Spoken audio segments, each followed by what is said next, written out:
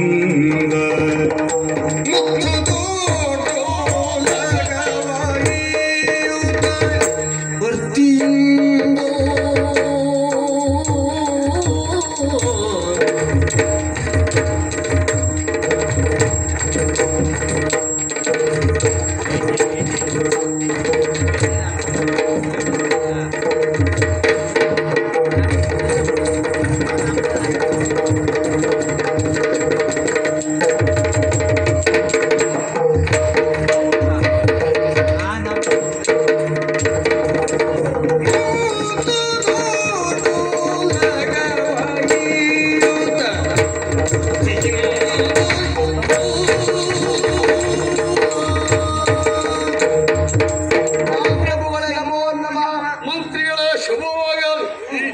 ಸಂಪತ್ತಿನ ನಾಡು ಸೌಭಾಗ್ಯದ ಮೇಲೆ ಬೀಡಿ. ಇದುವೇ ದ್ವಾರಕಾವತಿ. ಈ ದ್ವಾರಕಾವತಿಯನ್ನು ಆಡುತ್ತಾ ಇದ್ದಾನೆ ಬಲರಾಮ ಪ್ರಭು.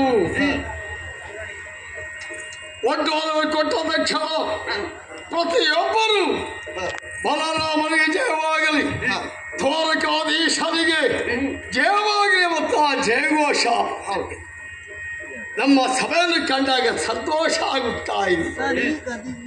ಹಾಗಿದ್ದರೆ ರೋಹಿಣಿಯ ತಲೆಯ ಸಂಕರ್ಷಣ ಅಂತಾದರೂ ಬಲರಾಮ ಎಂಬುದಾಗಿ ಕರೆದರೂ ಕಾರಣವೇ ಸಮುದ್ರ ಒಳಗೆ ಕುಶಸ್ಥಳಿ ಮುಳುಗಿತ್ತು.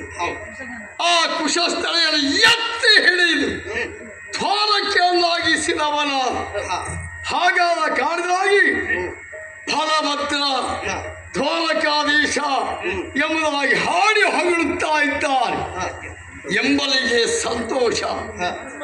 ಆದ್ರೆ ಒಂದು ನಮ್ಮ ವ್ಯಕ್ತಿಯ ವ್ಯಕ್ತಿತ್ವ ಇದಲ್ಲ ಪ್ರಪಂಚದ ಮುಖಕ್ಕೆ ನಾವು ಸ್ಥಾಪಿಸಿದ್ದೇ.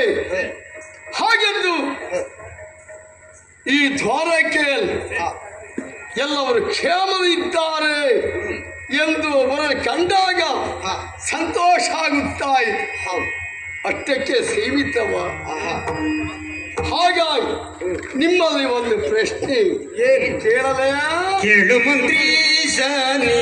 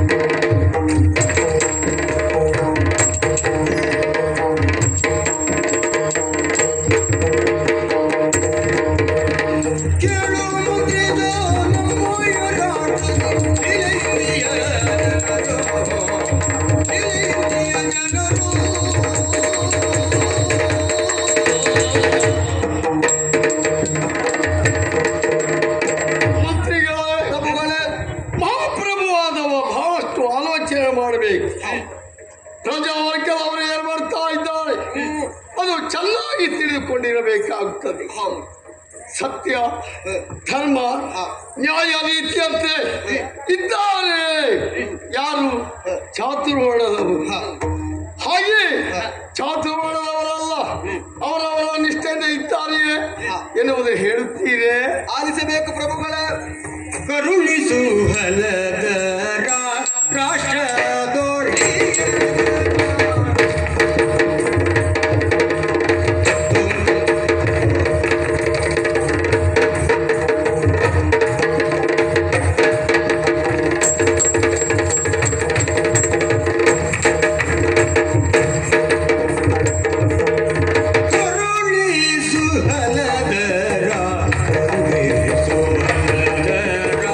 ರಾಷ್ಟ್ರದೋಡಿ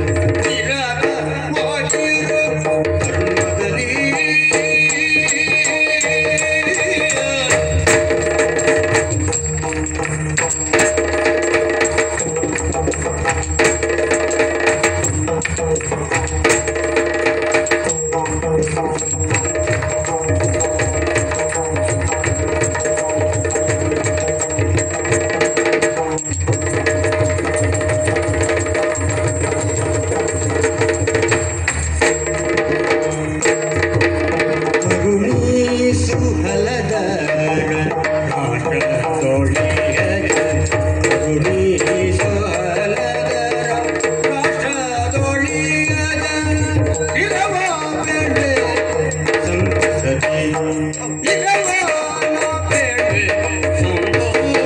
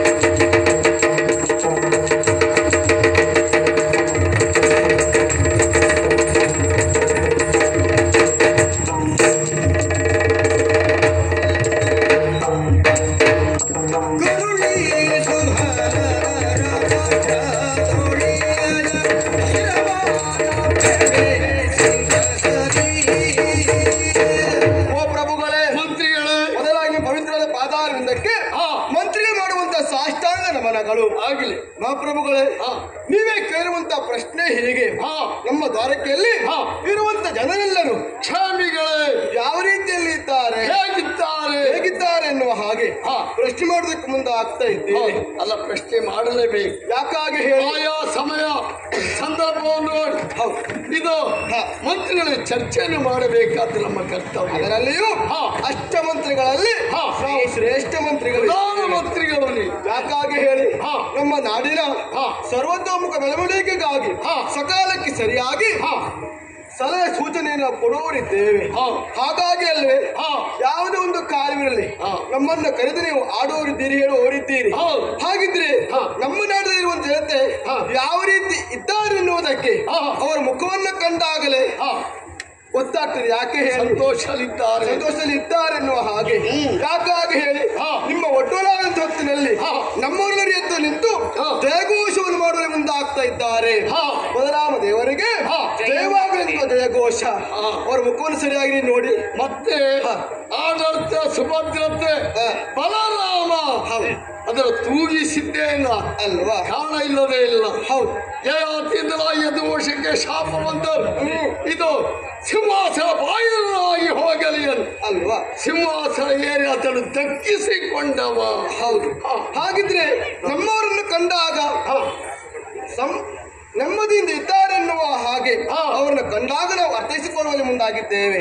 ಹಾಗಿದ್ರೆ ನೀವೇ ಕೇಳಿರುವಂತಹ ಪ್ರಶ್ನೆ ಹೇಗೆ, ನಾಡದಲ್ಲಿರುವಂತಹ ಚಾತುರ್ವರ್ಣದವರು ಹೇಗಿದ್ದಾರೆ, ಅವರು ಅವರವರ ಧರ್ಮದಂತೆ ನಡೆಯುತ್ತಾ ಇದ್ದಾರೋ. ಆ ಪ್ರಭುಗಳೇ, ಪ್ರಪಂಚದಲ್ಲಿ ಧರ್ಮ ಸ್ಥಿರವಾಗಿ ನಿಲ್ಲಬೇಕು ಅಂತಾದ್ರೆ ನಾಡದಲ್ಲಿರುವಂತ ಜನತೆ ಎಲ್ಲರೂ ಅವರವರು ಮಾಡುವಂತಹ ಕಾರ್ಯದಲ್ಲಿ ನಿಷ್ಠೆ ಇರಬೇಕು ಅಲ್ಲವೇ. ಅದರಲ್ಲಿಯೂ ನಿಷ್ಠೆ ಕಮ್ಮಿ ನಿಷ್ಠೆ ಅಲ್ಲ ಎನ್ನುವುದು ನಾವು ಅರ್ಥ ಮಾಡಿಕೊಂಡಿದ್ದೇವೆ ಅಲ್ಲವೇ.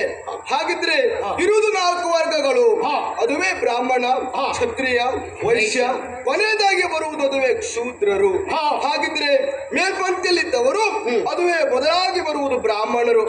ಮಹಾಪ್ರಭುಗಳೇ, ಬ್ರಾಹ್ಮಣರು ಅವರು ಮಾಡುವಂತಹ ಕಾರ್ಯ ದೇವರ ಕೆಲಸ ಅಂದ್ರೆ ಯಾಗ ಯಜ್ಞವನ್ನು ಮಾಡಿ ತನ್ಮೂಲಕವಾಗಿ ಆಯಾ ಕಾಲಕ್ಕೆ ಅವಶ್ಯ ಎನ್ನುವುದು ದೇವತೆಗಳಿಗೆ ಸಲ್ಲಲ್ಪಡುತ್ತದೆ. ಆ ಕಾರಣಕ್ಕಾಗಿ ಈ ಪ್ರಪಂಚದಲ್ಲಿ ಆಯಾ ಕಾಲಕ್ಕೆ ಮಳೆ ಬೆಳೆ ಎಲ್ಲವೂ ಬರ್ತಾ ಉಂಟು. ಅದು ತೊಂದರೆ ತೊಡಕೋಗಳಿಲ್ಲ. ಹಾಗಿದ್ರೆ ದೇವತೆಗಳೇ ಮೆಚ್ಚಿದ್ದಾರೆ ಅನ್ನೋದಕ್ಕೆ ಅನುಮಾನ ಇಲ್ಲವೇ ಇಲ್ಲ. ಬ್ರಾಹ್ಮಣರು ಮಾಡುವಂತ ಕಾರ್ಯದಲ್ಲಿ ನಿಷ್ಠೆಯಿಂದ ಇದ್ದಾರೆ. ಹಾಗಿದ್ರೆ ದೋಷ ಇನ್ನು ಬರುವುದು 7ನೇ ವರ್ಗ, ಅದುವೇ ಕ್ಷತ್ರಿಯರಿದ್ದಾರೆ. ಇದಾಗಲೇ ನಮ್ಮ ನಾಡನ್ನು ಗಡಿಪ್ರಾಂತ್ಯವನ್ನು ರಕ್ಷಿಸುತ್ತಾ ಇದ್ದವರು. ನಾಡಿನ ಯಾವುದೇ ಹೌದು, ನಾಡಿನ ಯಾವುದೇ ದುಷ್ಟ ಕರ್ಮಿಗಳು ನಮ್ಮ ನಾಡನ್ನು ಪ್ರವೇಶ ಮಾಡದಂತೆ ಅವರ ಕರ್ತವ್ಯವನ್ನು ಈಗಾಗಲೇ ನಿಭಾಯಿಸುತ್ತಿದ್ದಾರೆ. ಅದು ಅಗತ್ಯವಾಗಿ, ಅದು ಮುಖ್ಯವಾಗಿ ಬೇಕಾದ. ಹೌದು. ಹಾಗಿರುವಲ್ಲಿ ಕ್ಷತ್ರಿಯ ಮಾಡುವಂತ ಕಾರ್ಯದಲ್ಲಿ ಎಲ್ಲರಿಗೂ ದೋಷವಿಲ್ಲ, ಲೋಪವಿಲ್ಲ. ಇನ್ನು ಬರುವುದು ಮೂರನೇ ವರ್ಗ, ಅದುವೇ ವೈಶ್ಯರು, ವ್ಯಾಪಾರಿಗಳು. ಅವರು ಮಾಡುವಂತದ್ದು ವ್ಯಾಪಾರ. ಹಾಗಿದ್ರೆ ಅವರು ಮಾಡುವಂತ ಕಾರ್ಯದಲ್ಲಿ ಬರುವಂತ ಲಾಭಾಂಶದಲ್ಲಿ 14ನೇ 1 ಅಂಶವನ್ನ ಅವರಿಟ್ಟುಕೊಂಡು ಉಳಿದ 15 ಅಂಶವನ್ನ ರಾಜ್ಯದ ಬೊಕ್ಕಸಕ್ಕೆ ಸಲ್ಲಿಸ್ತಾ ಇದ್ದಾರೆ. ಯಾಕಾಗೆ ಹೇಳಿ, ನಮ್ಮ ರಾಜ್ಯದಲ್ಲಿರುವಂತ ಬೊಕ್ಕಸಕ್ಕೆ ಬರುವಂತ ಹಣವೆಲ್ಲವೂ ನಮ್ಮ ನಾಡಿಗೆ ಬರುವಂತ ಸಮಯ ಸಂದರ್ಭ ಏನೋ ತೊಂದರೆ ಆಯಿತು ಎಂಬ ಆ ಕಾರಣದಲ್ಲಿ ಇಟ್ಕೊಳ್ಳೋದು ಬಿಟ್ರೆ ಅಲ್ವೇ ಮತ್ತೆ ಯಾವ ಪರಿಹಾರ ನಿಧಿಗಾಗಿ ಕೊಡುವುದು. ಹಾಗಿದ್ರೆ ಅವರು ಮಾಡುವಂತ ವ್ಯಾಪಾರದಲ್ಲಿ ಯಾವುದೇ ದೋಷವಿಲ್ಲ, ಲೋಪವಿಲ್ಲ. ಇನ್ನು ಬರುವುದು ಕೊನೆಯ ವರ್ಗ, ಅದುವೇ ಶೂದ್ರರು. ಅವರು ಮಾಡುವಂತದ್ದು ಕೃಷಿಕ ಕಾರ್ಯ. ಅವರು ಮಾಡುವಂತ ಕಾರ್ಯದಲ್ಲಿಯೂ ಹಾಗೆ ಯಾವುದೇ ದೋಷವಿಲ್ಲ ಪ್ರಭುಗಳೇ. ಆ ಕಾರಣಕ್ಕಾಗಿ ಈ ಪ್ರಪಂಚವೆಲ್ಲವೂ ಸುಭಿಕ್ಷೆಯಿಂದ ಉಂಟು. ನಮ್ಮ ನಾಡು ಜನತೆ ಎಲ್ಲವೂ ಬಹಳ ನೆಮ್ಮದಿಯಿಂದ ಇದ್ದಾರೆ, ಎಲ್ಲವರು ಸಂತೋಷರಿದ್ದಾರೆ. ಇಂಥ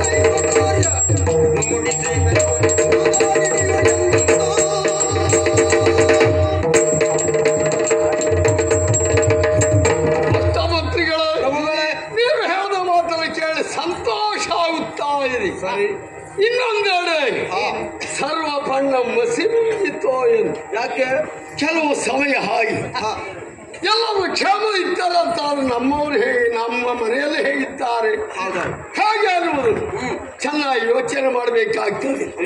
ಕರೆಯುವುದಕ್ಕೆ ಬಲರಾಮ ಕೃಷ್ಣರು. ಹೌದಾ? ಇನ್ನು ಹೇಳಬೇಕು ಅಂತ ಆದ್ರೆ ನಮ್ಮ ನಾಡಿನಲ್ಲಿರುವ ಜನತೆ ಎಲ್ಲರೂ ಅಣ್ಣ ತಮ್ಮಂದ್ರೆ ಹೇಗಿರಬೇಕು ಅಂತ ಕೇಳಿದ್ರೆ ಬಲರಾಮ ಕೃಷ್ಣರಾಗಿರಬೇಕೆನ್ನುವಾಗ ಎಲ್ಲರೂ ಕೊಂಡಾಡ್ತಾರೆ. ಅಷ್ಟು ಅನ್ಯೂನ್ಯತೆ ಉಂಟು ನಿಮ್ಮಲ್ಲಿ. ಈಗ ಇನ್ನುಳಿದವನ್ನು ನಾವು ನೋಡುವ ಮೊದಲು ನಮ್ಮವರನ್ನು ಸ್ವಲ್ಪ ನಾವು ನೋಡಿಕೊಳ್ಳಬೇಕಾಗುತ್ತದೆ. ಅಂದ್ರೆ ಮನೆ ಹೇಗಿದೆ ಎನ್ನುವುದರ ಅಂಗಳವನ್ನು ಕಂಡಾಗ ಗೊತ್ತಾಗ್ತದೆ ಅಂತ. ಹಾಗಿದ್ರೆ ಈ ಬಲರಾಮರ ಚಿಂತೆ ಯಾರಲ್ಲಿ ಹೇಳ್ಕೊಳ್ಳಿ ಅಂದ್ರೆ ಯಾರಲ್ಲಿ ಹೇಳ್ಕೊಳ್ಳು. ನಿಮಗೂ ಚಿಂತೆ ಉಂಟು. ಅದು ಯಾವ ರೀತಿಯಾಗಿ ಬಿಸಿ ತುಪ್ಪ ನುಂಗಿದ್ರೆ ಗಂಟ ಸುಡ್ತಾರೆ, ಉಗುಳಿದ ಹಾಳಾಗ್ತದೆ. ಈ ಪರಿಸ್ಥಿತಿಯಲ್ಲಿ ನಾವಿದ್ದೇವೆ. ಅಲ್ಲಿ ಯಾಕೆ ಅಂತ ಗೊತ್ತಾಗ್ಲಿ. ನಿಮ್ಮಲ್ಲೇ ಕೇಳ್ತೆ, ನಾನು ಮಹಾರಾಜ. ಯುವರಾಜ ಯಾರು? ತಮ್ಮ ಕೃಷ್ಣರಿದ್ದಾರೆ. ತಮ್ಮ ಕೃಷ್ಣ ಸಮಯಕ್ಕೆ ಸಮಯ ಸಂದರ್ಭಕ್ಕೆ ಬಂದಿದ್ದಾರ? ಅಲ್ಲಿ ಸಮಯಕ್ಕೆ ಸರಿಯಾಗಿ ನೀವು ಕೊಟ್ಟ ಬರಬೇಕಾ ಬೇಡವಾ? ಬರಲಿಲ್ಲ. ಯಾವ ತೊಂದರೆಯಲ್ಲಿ ಯಾವುದಕ್ಕೆ ಆಗಿರಲಿ ಅದೇ ಸಮಯ ಎನ್ನುವುದಿದೆ. ಸಮಯ ಸಂದರ್ಭ ಇದೆ. ಸಮಯ ಸಂದರ್ಭದಿಂದ ಯಾವ್ಯಾವುಗಳು ಬರುವುದಲ್ಲ. ಹಾಗೆಂದು ಕೃಷ್ಣನ ಬಗ್ಗೆ ಅಪಪ್ರಚಾರವು ನಾನು ತಿಳಿದುಕೊಂಡಿದ್ದೆ. ಜಾಲ ಚೋರ ಎಂಬುದಾಗಿ ಹೇಳುತ್ತಾ ಇದ್ದಾನೆ.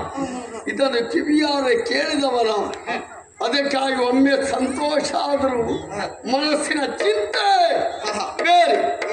ನಿಮ್ಮಲ್ಲೇ ಕೇಳ್ತೆ, ಸಣ್ಣಿರುವಾಗ ಬೆಣ್ಣೆಯನ್ನು ತಿಂದ. ಸಣ್ಣ ಪ್ರಾಯದಲ್ಲಿ. ಸಣ್ಣ ಪ್ರಾಯ ಹೌದು. ಆಮೇಲೆ ಹೆಣ್ಣನ್ನು ಕತ್ತ. ಹೌದಾ?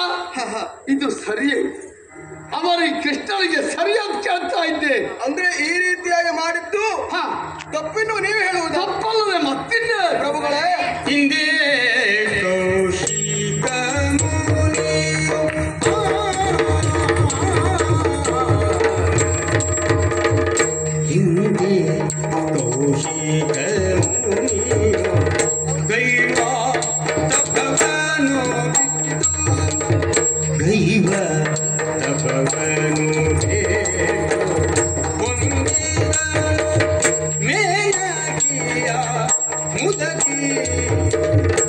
ಬಂದಿರನು ಮೇನಗಿಯ ಮುದವೇ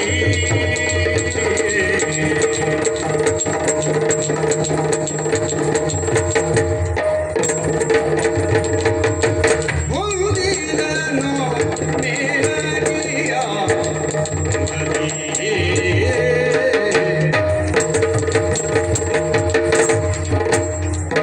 ಇಂದು ಮೋಹಿನಿಗೆ ಮೋಹಿಸಿ ಮುಂದಿನಲ್ಲಿ ಇಂದು ಮೋಹಿನಿ ಮೋಹಿಸಿದ ನಂದಿನ ಚಂದ್ರದಿಂಗೇಳು ರಾಜೇಂದ್ರ ಚಂದ್ರದಿಂಗೇಳು ರಾಜೇಂದ್ರ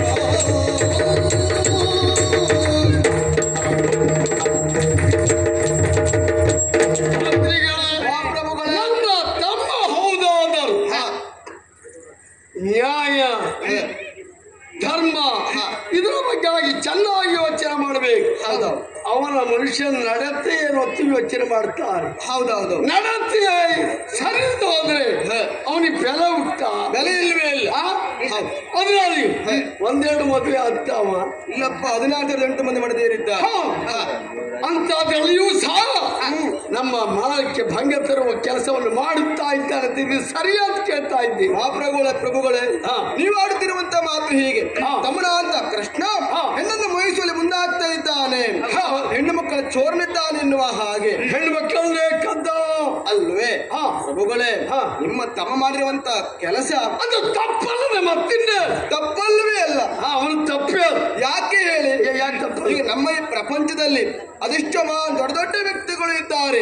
ಅವರು ಮಾಡಿರುವಂತಹ ಕಾರ್ಯದ ಎದುರಲ್ಲಿ ನಿಮ್ಮ ತಮ್ಮ ಕೃಷ್ಣ ಮಾಡಿದಂತ ಕಾರ್ಯ ಏನೂ ಅಲ್ಲ. ದೊಡ್ಡವರು ಹೌದಪ್ಪ. ಅವರು ಯಾರು ಯಾರು ದೊಡ್ಡ ವ್ಯಕ್ತಿಗಳಿದ್ದಾರೆ.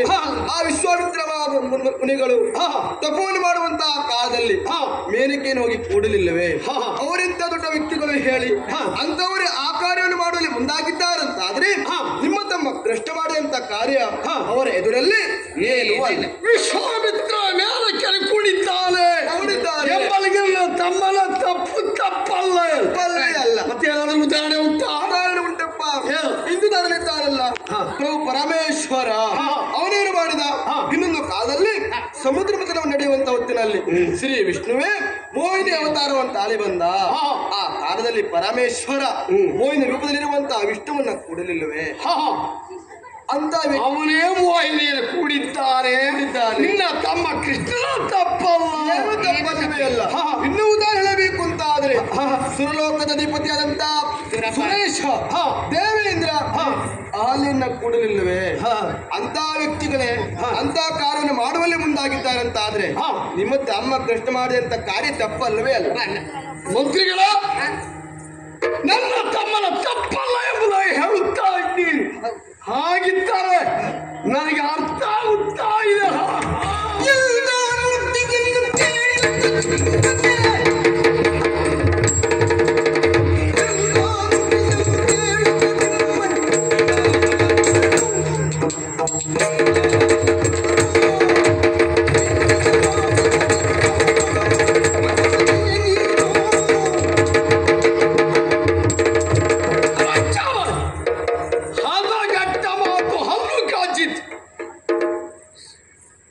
ಮಂತ್ರಿಗಳ ಸೂಚನೆ ಕೊಡುವ ಒಳ್ಳೆಯದನ್ನೇ ಹೇಳಬೇಕು.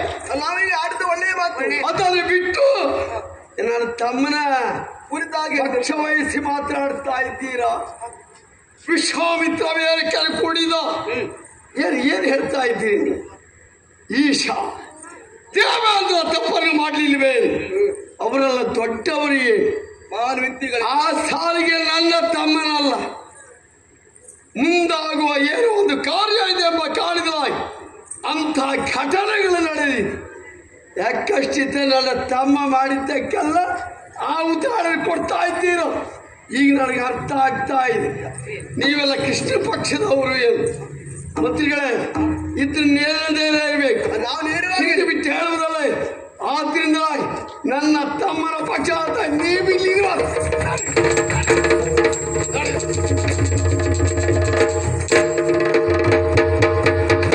ಹೀಗೂ ಹೇಳಿದವಲ್ಲ ಮಂತ್ರಿಗಳು. ಹಾಗಿದೆ ಚೇರ್ ಮಾಡಿ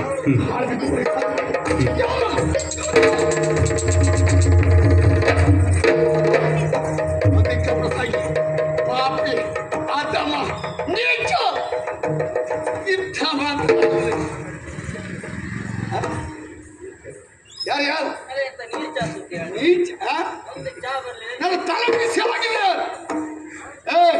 ಅಲ್ಲ ಮಹಾರಾಜ್ರೆ, ನಿಮ್ಗೆ ಏನಾಯ್ತು ಇವತ್ತು ಬೆಳಿಗ್ಗೆ ಬೆಳಿಗ್ಗೆ ತಕೊಂಡ್ರೆ? ಅಲ್ಲ ಕರ್ದದ್ದು ನಾನು ಹೌದಲ್ಲ? ಹೌದು, ಒಬ್ಬರೇ ಕಾಯ್ತಾ ಇದ್ದೀರಿ. ಕರ್ದದ್ದು ಹೌದಾ ಅಲ್ವಾ? ಕರ್ದಿರಿ ಗೊತ್ತಾಯ್ತು. ಇಲ್ಲಿ ಅಂದ್ರೆ ನಾಗೆ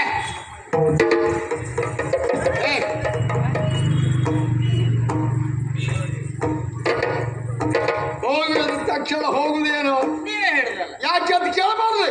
ಓ, ಆಗ ಕೇಳ್ಬೋದಿತ್ತು ಮಹಾರಾಜ್ರೆ. ಆದ್ರೆ ಕೇಳಿದ್ರೆ ಏನಾಗ್ತದೆ? ನಿಮ್ಮ ಎದುರಿಗೆ ಅಧಿಕ ಪ್ರಸಂಗ ಆಗುದಿಲ್ಲ. ಹೌದಾ? ಅದೇ ಸಾಲಿಗೆ ಸೇರಿಸಿದ್ದೆ. ಅಂದ್ರೆ ನಾವು ಅಧಿಕ ಹಾಗಲ್ವಾ? ನಿನ್ನ ಕರೆಬರ ಕಾರಣ ಏನು ಅಂತ ಅರ್ಥ ಆಗಲಿಲ್ವೇ? ಗೊತ್ತಾಗ್ಲಿಲ್ಲ.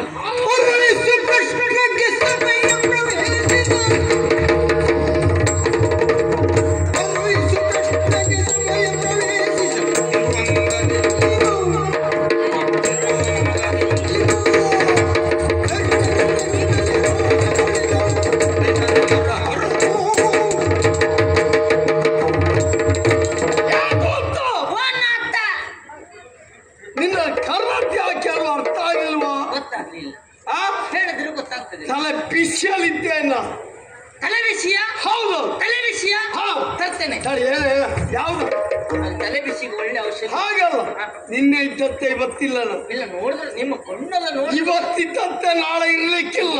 ಕೆಂಪದು ಬೆಂಕಿ ಇದ್ದಾಗ ಮತ್ತಲ್ಲ, ಯಾರು ಸುಧಾರಿಸ್ಬೇಕು ಅವ್ರು ಸುಧಾರಿಸಿಲ್ವಲ್ಲ. ಅಂದ್ರೆ ಕೆಲಸ ಯಾರು ಸುಧಾರಿಸಬೇಕು? ಅಲ್ಲ, ನಾ ಕೆಲಸ ಅಂತರು ಏನ್ ಕೆಲಸ ಬಿಟ್ಟಿಲ್ಲ. ಅಲ್ಲ, ಸುಧಾರಿಸಿಲ್ಲ. ಹಾಗಲ್ಲ, ನೀನು ಎಲ್ಲಿದ್ದವನ? ನಾನು ದ್ವಾರದಲ್ಲಿದ್ದವ. ದ್ವಾರದಲ್ಲಿದ್ದವ? ಹೌದು ಮಹಾರಾಜ. ಅಲ್ಲಿ ನಾನು ಆಚೆ ಈಚೆ ಎಲ್ಲ ನಾನೇ ಮಾಡುದು. ನೀನ್ ಹಾಳಂತೆ ಹಾಗೆ ಆಚೀಚೆ ಮಾಡಿ ಹಾಳಂತ ಬಿಟ್ಟು ಅಂದ್ರೆ ನೀವೇನ್ ತಿಳ್ಕೊಂಡ್ರಿ? ಮತ್ತೊಂದು ಹಾಗೆ ಅಲ್ಲ. ಹಾಗಲ್ಲ, ಅಂದ್ರೆ ಆಚೆ ಈಚೆ ಅಂತ ಹೇಳಿದ್ರೆ ಆ ಕಡೆಯಿಂದ ಬಂದವ್ರನ್ನ ಹೊರಗಡೆಯಿಂದ ಬಂದವ್ರನ್ನ ವಿಚಾರಿಸಿ ಒಳಗೆ ಬಿಡುವುದು, ಒಳಗಡೆಯಿಂದ ಬಂದವ್ರನ್ನ ವಿಚಾರಿಸಿ ಹೊರಗೆ ಬಿಡುವುದು. ತಿಳಿದು ವಿಚಾರ ಮಾಡಿ ಬಿಡ್ಬೇಕು. ಆ ಕಡೆ ಆದ್ರೆ ಬಿಡಬಾರ್ದು, ಒಬ್ಬರಲ್ಲ ಬಿಡಬಾರ್ದು. ಹಾಗಾದ್ರೆ ಇವತ್ತು ದ್ವಾರದಲ್ಲಿ ಯಾರು ಬರ್ಲಿಕ್ಕಿಲ್ಲ ಅಲ್ವಾ? ಊರಲ್ವಾ? ಒಬ್ಬರನ್ನು ಬಿಡಬಾರ್ದು. ಅವ ಯಾರು ಗೊತ್ತಾ? ಯಾರು? ಅವ ಅವ ಹತ್ರ ಬಿಡೋದಿಲ್ಲ. ಆಯ್ತಾಯ್ತು ಮಹಾರಾಜೆ, ಅವ ಇವ ಅಂತ ಹೇಳಿದ್ರೆ ಅದಕ್ಕೊಂದು ಹೆಸರಂತ ಏನಾದ್ರು? ಕರಿಯ ಓ, ಕರಿಯ ಕರಿಯ ಕರಿಯರ್ ಸುದ್ದಿ ಹೇಳುತ್ತ ನೀವು ಮಹಾರಾಜ್ರೆ. ಅದು ಅವ ಇಲ್ಲ ಈಗ. ಅವ ಬಾಗ್ಲಾಕಿ ಹೋಗ ಸಮಯ ಆಯ್ತಲ್ಲ, ಅದ್ರ ಚೂರು ತೆಗ್ದಿಟ್ಟು ಹೋಗಿದ್ದ. ನಾವು ತಗೊಂಡೋಗು ಮಹಾರಾಜೆ. ಯಾವ ಕರಿನ? ಅವ ಕುಪ್ಪನ್ ತಮ್ಮ. ಕುಪ್ರ ತಮ್ಮನ? ಯಾವ ಯಾವ ಕುಪ್ರ ತಮ್ಮ? ಗುಡಂಗಡಿ ಕರಿಯ. ಅವ ಅಲ್ವಾ ನನ್ನ ತಮ್ಮ ಕೃಷ್ಣ. ವಾ, ಕೃಷ್ಣ ದೇವ್ರು. ಹೌದು, ದೇವ್ರ ಜಾತಿ ಯಾವ್ದು? ಅರೆ, ಇಬ್ರು ನಮ್ ದೇವ್ರೇ ಅಲ್ಲ. ನಿಮ್ಮ ತಮ್ಮ ಅವ್ರಿಗೆ ಕರಿಯ ಅಂತ ಹೇಳಿ ಅಂದ್ರೆ ನಾನು ಕುಪ್ಪ ಅಂತ ಹೇಳಿ ನಿಮ್ಗೆ ಎಲ್ಲ ನನಗೆ ಮಾತಾಡ್ತಾ ಇದ್ದೀವಿ. ಅಲ್ಲ, ನನಗೆ ಗೊತ್ತಾಗ್ಲಿಲ್ಲ, ಗಡ್ಬಿಡಿ. ಹೌದಾ? ಇಲ್ಲಿಯವರೆಗೆ ನಾನು ಅನ್ನ ಕೊಟ್ಟವನ. ಹೌದು, ಗೊತ್ತಾಯ್ತಲ್ಲ, ಎಲ್ಲವರು ಕೊಟ್ಟವನ. ನಿಷ್ಠೆಯಿಂದ ಕೆಲಸ ಮಾಡ್ತಾ ಇದ್ದೆ. ಹೌದಾ? ಹೌದು. ನನ್ನ ಅಪ್ಪಳೆಯನ್ನು ಮೀರಬಾರ್ದು. ನಿಮ್ಮ ಅಪ್ಪ ಏನ್ ನಾನು ಮೀರುವುದಿಲ್ಲ. ಅಪ್ಪಣೆ ಅಲ್ವ? ಅಪ್ಪಳೆಯನ್ನು ಅಪ್ಪಣೆ. ಅಪ್ಪಣೆ. ಕೃಷ್ಣ ಬರುತ್ತಾನೆ. ಬಲ್ಲಿ ಬಂದಾಗ ಒಳಗೆ ಬಿಡುಬೇಕಷ್ಟೇ ಅಲ್ವಾ? ಅದೇ ಹೊಡೆದ್ಬಿಟ್ಟು ಅವ ಬಂದ ತಕ್ಷಣ ನೆಲ್ಲಲ್ಲಿ ಸರಿ, ಮುಚ್ಚ ಮಾತಾಡಬೇಡ. ಯಾವನು ನೀನು? ನಾನು ನಿಮ್ಮ ಕೆಲಸದವ. ಅವನಲ್ಲಿ ಹೇಳು. ಅಲ್ಲಿ ಹೇಳೋದು ಯಾವನ ನೀನು? ನಿವಾಸ. ಅದನ್ನು ನಾಲ್ಕು ಶಬ್ದವನ್ನು ಹೇಳಲೇಬೇಕು. ಇಷ್ಟು ಹೇಳಿದ್ರೆ ಹೇಳಬೇಕು. ಒಳಗೆ ಬಿಡಬಾರ್ದು. ಒಳಗೆ ಖಂಡಿತ ಬಿಡುವ. ಯಾವ್ದು ಏನ್ ಹೇಳ್ತೀಯ? ಅಂದ್ರೆ ನೀವು ಹೇಳಿದ್ದನ್ನ ಅಲ್ಲಿ ಹೇಳಬೇಕು. ಇಲ್ಲ ಅಲ್ಲಿ ಮುಚ್ಚ ಬಾಯ್. ಯಾವನ ನಿವಾಸ? ಯಾರಿಗೆ ಹೇಳುದ? ಹಾಗೆ ಹೇಳಿದ್ರೆ ತಪ್ಪು. ಕೃಷ್ಣನ ಬಿಟ್ಟಂತಾದರೆ ನಿನ್ನ ತಲೆ ಹೋಗ್ತದೆ. ನನ್ನ ತಲೆ ಯಾಕೆ ಹೋಗುದು? ಮತ್ತೆ ನಾ ಸರಿಯಾಗಿರುವುದಿಲ್ಲ, ಗೊತ್ತಾಯ್ತಲ್ಲ? ಅರ್ಥ ಆಯ್ತಲ್ಲ? ಸಂಬಳ ಹೆಚ್ಚು ಸಂಬಳ ಎಷ್ಟು ಕೊಡ್ಲಿ ಇಲ್ಲಿವರೆಗೆ ನಡೀತಾ ಇದೆ ಎಷ್ಟು? ಅದೇ ನಡೆದದ್ದು ಕಡಿಮೆ ಇತ್ತು, ಹಾ. ನೀವು ಹೆಚ್ಚಿಗೆ ಕೊಟ್ಟಿರ್ಬೋದು. ಹಾ ಆದ್ರೆ ಅವ ನೀವು ಯಾರ ಹತ್ರ ಕೊಡೋದು? ಅಲ್ಲ ಕೊಡುವುದ ನಮ್ಮ ಭಂಡಾರಲ್ಲಿ ಕೊಡು. ಬಂಡಾರ ಮುಚ್ಚಾಕಿ ಮಲಗಿದ್ದಾರೆ, ಆಮೇಲೆ ಬರ್ತೀನಿ ಅಂತ. ಭಂಡಾರ ಅಧಿಕಾರಿಗಳಿಗೆ ಕೊಡುವುದಾ? ಅವ್ರು ಕೊಡೋದು 50 ಕಡಿಮೆ ಕೊಡ್ತಾರೆ ಮಾರಾಜ್, ನಿಮ್ಗೆ ಗೊತ್ತಿಲ್ಲ. ಸೇರಿಸ್ಕೊಡ್ತೇವೆ ನಾವು, ಯೋಚನೆ ಮಾಡಬೇಡ. ನೀವು ಯಾವ ಸೇರಿಸಿ ಕೊಡ್ತೀರಂತಾನೆ ಗೊತ್ತಾಗುದು. ಗೊತ್ತಲ್ವಾ? ಆದ್ರಿಂದ ಕೆಲಸ ನಿಷ್ಠ ಹೇಳದಷ್ಟು ಕೆಲಸ ಮಾಡೋ ಆಯ್ತಾಯ್ತು. ನಿಲ್ಲಲ್ಲಿ ಮಾತಾಡ್ಬೇಡ. ಯಾವನ ನಿವಾಸ ಮತ್ತೆ ಏನು ಹೇಳ್ತಾ ಇದ್ದೀನಿ ನನಗೆ? ಅಲ್ಲ ಇಷ್ಟೇ ಅಲ್ಲ ಅಂತ ಹೇಳಿ. ಇಷ್ಟೇ ಕಂತು ಮರ್ತು ಹೋಗಬಾರ್ದು. ಕೃಷ್ಣ ಬಂದ್ರೆ ಮಾತ್ರ, ಆದ್ರೆ ಒಳಗೆ ಬಿಡಬಾರ್ದು. ಜಾಗ್ರತೆ.